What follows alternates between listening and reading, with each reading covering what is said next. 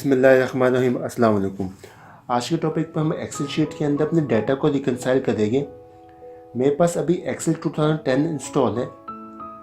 इस शीट के अंदर मैंने दो लिस्ट बनाई हुई है, लिस्ट ए और लिस्ट बी के नाम से। अब लिस्ट ए के अंदर मैंने कुछ आइटम के नाम दिए हुए, इन सारे आइटम्स को मैंने लिस्ट बी के साथ रिकंसाइल करना है, चेक करना है कि आया ये सारे आइटम्स लिस्ट बी के अंदर मौजूद है या नहीं है।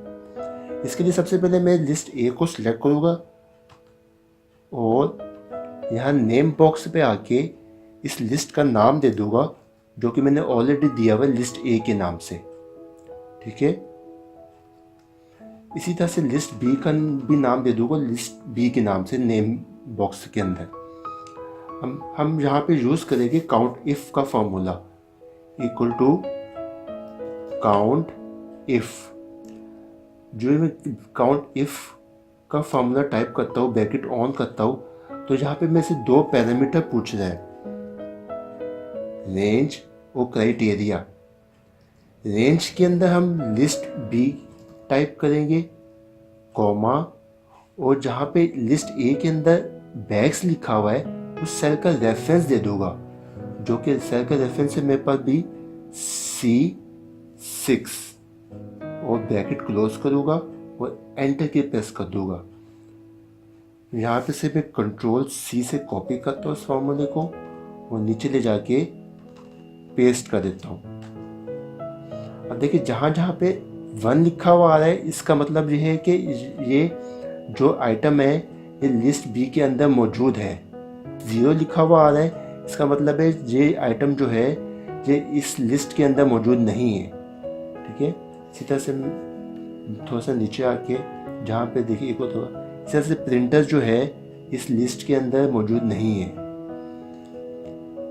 इस तरह से हम डाटा को रिकंसाइल कर सकते हैं काउंट इफ फॉर्मूले के थ्रू। अब हम कंडीशनल फॉर्मेटिंग के थ्रू हम इसको रिकंसाइल करेंगे।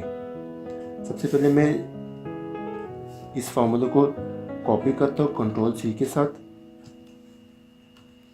और इस पूरी लिस्ट को सिलेक्ट करूँगा और कंडीशनल होम टैब पे आके कंडीशनल फॉर्मेटिंग पे क्लिक करूँगा और जहाँ पे न्यू रूल यहाँ पे मैं क्लिक करूँगा। जो यहाँ पे मैं क्लिक करता हूँ मेरे सामने एक बॉक्स आ जाएगा। इसमें से सबसे नीचे वाले ऑप्शन को मैं सिलेक्ट करूँगा और यहाँ पे आके मैं अपने फॉर्मूले को पेस्ट करूँगा और इसके आगे मैं इक्वल टू 0 टाइप कर दूँगा। आपको दिखाया तो अभी देखिए इस तरह से इक्वल टू 0 टाइप करने से क्या होगा, बिल्कुल एक्यूरेट वो रिकंसाइल करेगा। ठीक है, अब मैं फॉर्मेट बटन पे एक दफ़ा क्लिक करूँगा और फिल टैब पे आके यहाँ से कोई एक सा कलर सेलेक्ट करूँगा। कोई सा भी कलर सेलेक्ट कर सकते हैं। यहाँ से हम ओके करेंगे और यहाँ से हम इसको भी ओके कर दूँगा। जो मैं ओके प्रेस करता हूँ तो देखिए यहाँ पे ऑलरेडी सब हाईलाइट कर देंगे जो इस लिस्ट के अंदर लिस्ट बी के अंदर मौजूद नहीं है। तो नीचे आके देख लेते हैं। इसी तरह से देखिए ये सब हाईलाइट हो गए, रिकंसाइल हो गया, यानी कि लिस्ट बी के साथ। इसी तरह से हम लिस्ट बी को लिस्ट ए के साथ रिकंसाइल करेंगे। अब इसके लिए सबसे पहले मैं लिस्ट बी को सिलेक्ट करूँगा और कंडीशनल फॉर्मेटिंग पे आके न्यू रूल यहाँ पे मैं क्लिक करूँगा। मेरे सामने एक बॉक्स आ जाएगा, उस पर मैं सबसे नीचे वाले ऑप्शन को सिलेक्ट करूँगा और यहाँ पे अपने फॉर्मूले को मैं पेस्ट कर दूँगा। अब यहाँ पे मैंने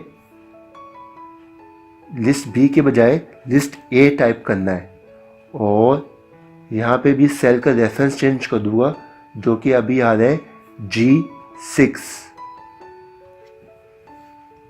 और यहाँ पे इक्वल टू 0 प्रेस कर दूँगा। मैं आपको दिखा देता हूँ, ये ठीक है। और यहाँ पे फॉर्मेट पे जाके फिल टैब पे जाके कोई सा कलर सेलेक्ट करूँगा और यहाँ से भी हम इसको बोल्ड वगैरह कर सकते हैं। ठीक है, बोल्ड, इटैलिक वगैरह कर सकते हैं। ओके बटन पे क्लिक करके यहाँ से मैं ओके करूँगा। जो मैं ओके करूँगा, जो आइटम्स लिस्ट ए के अंदर नहीं होंगे वो हाईलाइट हो जाएंगे मेरे सामने। ठीक है, सब हाईलाइट हो गए। इसी तरह से मैं लिस्ट ए के अंदर ये चेक करना चाह रहा हूँ कि क्या मेरे पास कोई डुप्लीकेट डाटा तो मौजूद नहीं है। उसके लिए मैं क्या करूँगा, लिस्ट काउंट इफ फार्मूले को यूज़ करूँगा। Equal to count if bracket on list A, एक कॉमा और इस सेल का रेफरेंस दे दूँगा जहाँ पे लिस्ट है C6 और ब्रैकेट बंद। सही है। और मैं कंट्रोल C के साथ कॉपी करता हूँ और यहाँ पे ले जाके पेस्ट कर देता हूँ।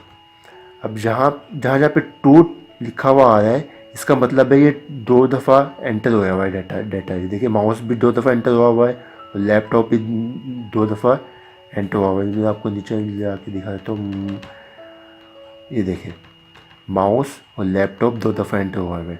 इसी तरह से हम इसको कंडीशन फॉर्मेटिंग के थ्रू भी कर सकते हैं।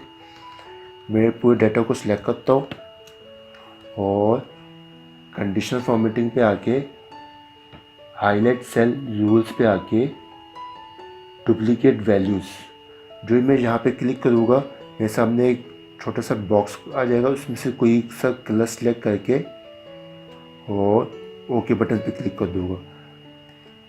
जो मैं ओके बटन पे क्लिक करूँगा, देखिए ये सब हाईलाइट हो जाएंगे, डुप्लीकेट डाटा मेरा हाईलाइट हो जाएगा।